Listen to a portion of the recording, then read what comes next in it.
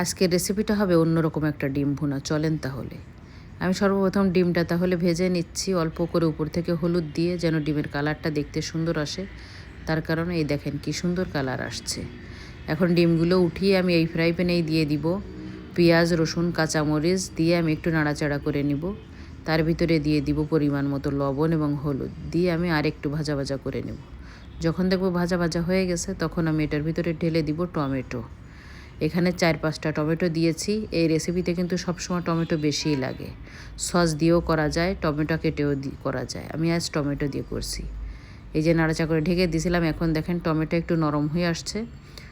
এবার এটার ভিতরে দিয়ে দিচ্ছি অল্প করে পানি দিয়ে আমি আরেকটু নাড়াচাড়া করে আবারও আমি এটা ঢেকে দিব, যেন টমেটোটা পুরো নরম হয়ে যায়। এই দেখেন টমেটো কিন্তু অনেক নরম হয়ে গেছে, মশলার সঙ্গে প্রায় মিশে গেছে। এখন আমি ভেজে রাখা সেই ডিমগুলা এই টমেটোর ভিতরে দিয়ে দিব, দিয়ে আমি আরেকটু নাড়াচাড়া করে নিব। এটা কিন্তু রান্না করতে খুব অল্প সময় লাগে। এরপর আমি দিয়ে দিচ্ছি ধনিয়া পাতা দিয়ে আমি আবারও একটু নাড়াচাড়া করে নিব, নিয়ে আমি অপেক্ষা করব হয়ে যাওয়ার জন্য। এই যে হয়ে গেছে। দেখেন রেসিপিটা কেমন হয়েছে সবাই জানাবেন, আর ভালো থাকবেন সবাই।